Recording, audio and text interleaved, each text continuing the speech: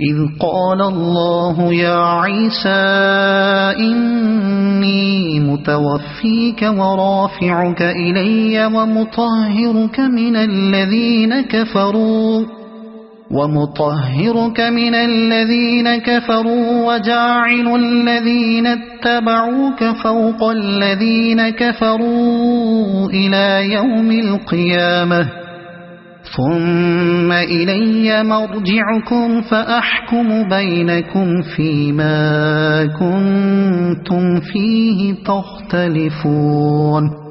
وہ اللہ کی خفیہ تدبیر ہی تھی جب اس نے کہا کہ اے عیسیٰ اب میں تجھے واپس لے لوں گا اور تجھ کو اپنی طرف اٹھا لوں گا، اور جنہوں نے تیرا انکار کیا ہے ان سے، یعنی ان کی معیت سے اور ان کے گندے ماحول میں ان کے ساتھ رہنے سے تجھے پاک کر دوں گا، اور تیری پیروی کرنے والوں کو قیامت تک ان لوگوں پر بالا دست رکھوں گا جنہوں نے تیرا انکار کیا ہے۔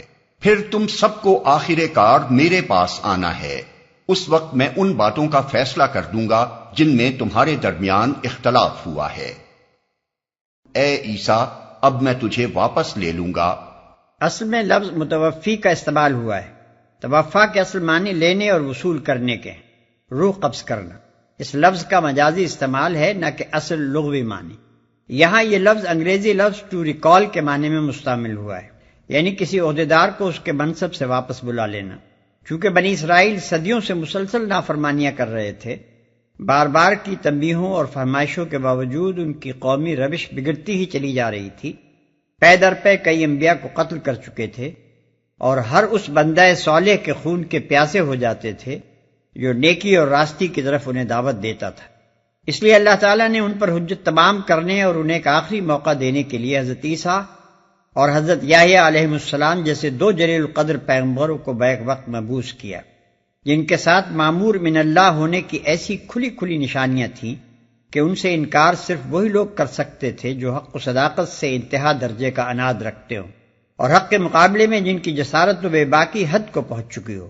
مگر بنی اسرائیل نے اس آخری موقع کو بھی ہاتھ سے کھو دیا، اور صرف اتنا ہی نہ کیا کہ ان دونوں پیغمبروں کی دعوت رد کر دی، بلکہ ان کے ایک رئیس نے علی الاعلان حضرت یحییٰ علیہ السلام جیسے بلند پایا انسان کا سر ایک رقاصہ کی فرمائش پر قلم کرا دیا، اور ان کے علماء و فقہا نے سازش کر کے حضرت عیسیٰ علیہ السلام کو رومی سلطنت سے سائے موت دلوانے کی کوشش کی۔ اس کے بعد بنی اسرائیل کی فرمائش پر مزید وقت اور قوت صرف کرنا بالکل فضول تھا، اس لیے اللہ تعالیٰ نے اپنے پیغمبر کو واپس بلا لیا اور قیامت تک کے لیے بنی اسرائیل پر ذلت کی زندگی کا فیصلہ لکھ دیا۔ یہاں یہ بات اور سمجھ لینی چاہیے کہ قرآن کی یہ پوری تقریر دراصل عیسائیوں کے عقیدہ الوہیت مسیح کی تردید و اصلاح کے لیے، اور عیسائیوں میں اس عقیدے کے پیدا ہونے کے اہم ترین اسباب تین تھے۔ ایک، حضرت مسیح علیہ السلام کی اعجازی ولادت، دو، ان کے صریح محسوس ہونے والے معجزات، تین، ان کا آسمان کی طرف اٹھایا جانا جس کا ذکر صاف الفاظ میں ان کتابوں میں پایا جاتا ہے۔ قرآن نے پہلی بات کی تصدیق کی اور فرمایا کہ مسیح کا بے باپ پیدا ہونا محض اللہ کی قدرت کا کرشمہ تھا۔ اللہ جس کو جس طرح چاہتا ہے پیدا کرتا ہے، یہ غیر معمولی طریقے پیدائش ہرگز اس بات کی دلیل نہیں ہے کہ مسیح خدا تھا یا خدائی میں کچھ بھی حصہ رکھتا تھا۔ دوسری بات کی بھی قرآن نے تصدیق کی اور خود مسیح کے معجزات ایک ایک کر کے گنائے، مگر بتا دیا کہ یہ سارے کام اس نے اللہ کے اذن سے کیے تھے، بے اختیار خود کچھ بھی نہیں کیا۔ اس لیے ان میں سے بھی کوئی بات ایسی نہیں ہے جس سے تم یہ نتیجہ نکالنے میں کچھ بھی حق بجانب ہو کہ مسیح کا خدائی میں حصہ۔ اب تیسری بات کے متعلق اگر عیسائیوں کی روایت سرے سے بالکل ہی غلط ہوتی، تب تو ان کے عقیدہ الوہیت مسیح کی تردید کے لیے ضروری تھا کہ صاف صاف کہہ دیا جاتا کہ جسے تم الہ اور ابن اللہ بنا رہے ہو وہ مر کر مٹی میں مل چکا ہے، مزید اطمینان چاہتے ہو تو فلاں مقام پر جا کر اس کی قبر دیکھ لو۔ لیکن ایسا کرنے کے بجائے قرآن صرف یہی نہیں کہ ان کی موت کی تصریح نہیں کرتا، اور صرف یہی نہیں کہ ایسے الفاظ استعمال کرتا ہے جو زندہ اٹھائے جانے کے مفہوم کا کم از کم احتمال تو رکھتے ہی ہیں، بلکہ عیسائیوں کو الٹا یہ اور بتا دیتا ہے کہ مسیح سرے سے صلیب پر چڑھائے ہی نہیں گئے، یعنی وہ جس نے آخری وقت میں ایلی ایلی لما شبقتانی کہا تھا، اور وہ جس کی صلیب پر چڑھی ہوئی حالت کی تصویر تم لیے پھرتے ہو، وہ مسیح نہ تھا، مسیح کو تو اس سے پہلے ہی خدا نے اٹھا لیا تھا۔ اس کے بعد جو لوگ قرآن کی آیات سے مسیح کی وفات کا مفہوم نکالنے کی کوشش کرتے ہیں، وہ دراصل یہ ثابت کرتے ہیں کہ اللہ میاں کو صاف سلجھی ہوئی عبارت میں اپنا مطلب ظاہر کرنے تک کا سلیقہ نہیں ہے. اعاذنا اللہ من ذالک. اور تیری پیروی کرنے والوں کو قیامت تک ان لوگوں پر بالا دست رکھوں گا جنہوں نے تیرا انکار کیا ہے. انکار کرنے والوں سے مراد یہودی ہیں جن کو حضرت عیسیٰ علیہ السلام نے ایمان لانے کی دعوت دی اور انہوں نے اسے رد کر دیا. بخلاف اس کے پیروی کرنے والوں سے مراد اگر صحیح پیروی کرنے والے ہوں تو وہ صرف مسلمان ہیں، اور اگر اس سے مراد فی الجملہ آن جناب کے ماننے والے ہوں تو ان میں عیسائی اور مسلمان دونوں شامل ہیں. فَأَمَّا الَّذِينَ كَفَرُوا فَأُعَذِّبُهُمْ عَذَابًا شَدِيدًا فِي الدُّنْيَا وَالْآخِرَةِ وَمَا لَهُم مِّن نَّاصِرِينَ. وَأَمَّا الَّذِينَ آمَنُوا وَعَمِلُوا الصَّالِحَاتِ فَيُوَفِّيهِمْ أُجُورَهُمْ وَاللَّهُ لَا يُحِبُّ الظَّالِمِينَ.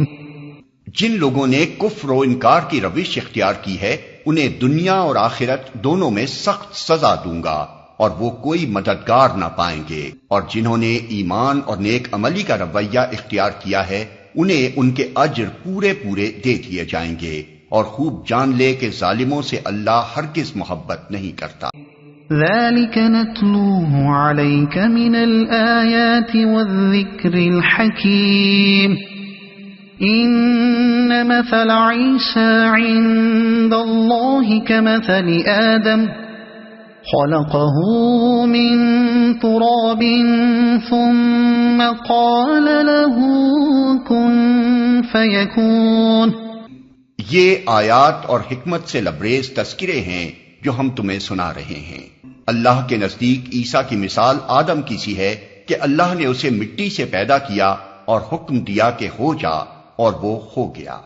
یعنی اگر محض اعجازی پیدائش ہی کسی کو خدا یا خدا کا بیٹا بنانے کے لیے کافی دلیل ہو تب تو پھر تمہیں آدم کے متعلق بدرجہ اولا ایسا عقیدہ تجویز کرنا چاہیے تھا، کیونکہ مسیح تو صرف بے باپ ہی کے پیدا ہوئے تھے، مگر آدم علیہ السلام ماں اور باپ دونوں کے بغیر پیدا ہوئے. الحق من ربك فلا تكن من الممترين. یہ اصل حقیقت ہے جو تمہارے رب کی طرف سے بتائی جا رہی ہے، اور تم ان لوگوں میں شامل نہ ہو جو اس میں شک کرتے ہیں. یہاں تک کہ تقریر میں جو بنیادی نکات عیسائیوں کے سامنے پیش کیے گئے ان کا خلاصہ علی ترتیب حسب ذیل. پہلا امر جو ان کے ذہن نشین کرنے کی کوشش کی گئی ہے یہ ہے کہ مسیح علیہ السلام کی الوہیت کا اعتقاد تمہارے اندر جن وجوہ سے پیدا ہوا ہے ان میں سے کوئی وجہ بھی ایسے اعتقاد کے لیے صحیح نہیں ہے. ایک انسان تھا جس کو اللہ نے اپنی مصلحتوں کے تحت مناسب سمجھا کہ غیر معمولی صورت سے پیدا کرے اور اسے ایسے معجزے عطا کرے جو نبوت کی صریح علامت ہوں، اور منکرین حق کو اسے صلیب پر نہ چڑھانے دے بلکہ اس کو اپنے پاس اٹھا لے. مالک کو اختیار ہے اپنے جس بندے کو جس طرح چاہے استعمال کرے. محض اس غیر معمولی برتاؤ کو دیکھ کر یہ نتیجہ نکالنا کیسے صحیح ہو سکتا ہے کہ وہ خود مالک تھا یا مالک کا بیٹا تھا یا ملکیت میں اس کا شریک تھا. دوسری اہم بات جو ان کو سمجھائی گئی ہے وہ یہ ہے کہ مسیح جس چیز کی طرف دعوت دینے آئے تھے وہ وہی چیز ہے جس کی طرف محمد صلی اللہ علیہ وسلم دعوت دے رہے ہیں. دونوں کے مشن میں یک سر منہ فرق نہیں ہے. تیسرا بنیادی نقطہ اس تقریر کا یہ ہے کہ مسیح کے بعد ان کے حواریوں کا مذہب بھی یہی اسلام تھا جو قرآن پیش کر رہا ہے. بعد کی عیسائیت نہ اس تعلیم پر قائم رہی جو مسیح علیہ السلام نے دی تھی اور نہ اس مذہب کی پیرو رہی جس کا اتباع مسیح کے حواری کرتے تھے. فمن حاجك فيه من بعد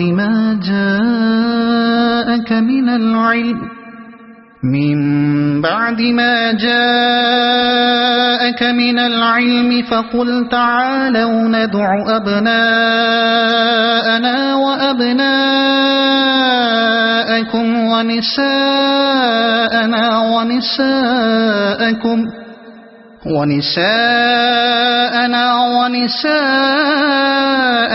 وأنفسنا وأنفسكم ثم نبتهل فنجعل لعنة الله على الكاذبين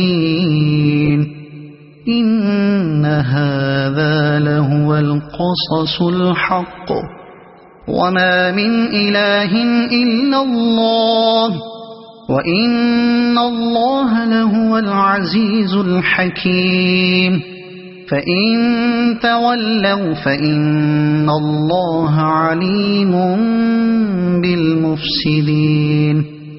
یہ علم آ جانے کے بعد اب جو کوئی اس معاملے میں تم سے جھگڑا کرے تو اے محمد اس سے کہو آؤ ہم اور تم خود بھی آ جائیں اور اپنے اپنے بال بچوں کو بھی لے آئیں اور خدا سے دعا کریں کہ جو جھوٹا ہو اس پر خدا کی لعنت ہو۔ یہ بالکل صحیح واقعات ہیں اور حقیقت یہ ہے کہ اللہ کے سوا کوئی خداوند نہیں ہے اور وہ اللہ ہی کی ہستی ہے جس کی طاقت سب سے بالا اور جس کی حکمت نظام عالم میں کار فرما ہے۔ پس اگر یہ لوگ اس شرط پر مقابلے میں آنے سے منہ موڑیں تو ان کا مفسد ہونا صاف کھل جائے گا اور اللہ تو مفسدوں کے حال سے واقف ہی ہے۔ فیصلے کی یہ صورت پیش کرنے سے دراصل یہ ثابت کرنا مقصود تھا کہ وفد نجران جان بوجھ کر ہٹ دھرمی کر رہا ہے۔ اوپر کی تقریر میں جو باتیں بیان کی گئی ہیں ان میں سے کسی کا جواب بھی ان لوگوں کے پاس نہ تھا۔ مسیحیت کے مختلف عقائد میں سے کسی کے حق میں بھی وہ خود اپنی کتب مقدسہ کی ایسی سند نہ پاتے تھے جس کی بنا پر کامل یقین کے ساتھ یہ دعویٰ کر سکتے کہ ان کا عقیدہ امر واقع کے عین مطابق ہے اور حقیقت اس کے خلاف ہرگز نہیں ہے۔ پھر نبی صلی اللہ علیہ وسلم کی سیرت، آپ کی تعلیم اور آپ کے کارناموں کو دیکھ کر اکثر اہل وقت اپنے دلوں میں آپ کی نبوت کے قائل بھی ہو گئے تھے یا کم از کم اپنے انکار میں متزلزل ہو چکے تھے۔ اس لیے جب مجھ سے کہا گیا کہ اچھا اگر تمہیں اپنے عقیدے کی صداقت کا پورا یقین ہے تو آؤ ہمارے مقابلے میں دعا کرو کہ جو جھوٹا ہو اس پر خدا کی لعنت ہو، تو ان میں سے کوئی بھی اس مقابلے کے لیے تیار نہ ہوا۔ اس طرح یہ بات تمام عرب کے سامنے کھل گئی کہ نجرانی مسیحیت کے پیشوا اور پادری جن کے تقدس کا سکہ دور دور تک رواں ہے دراصل ایسے عقائد کا اتباع کر رہے ہیں جن کی صداقت پر خود انہیں کامل اعتماد نہیں ہے۔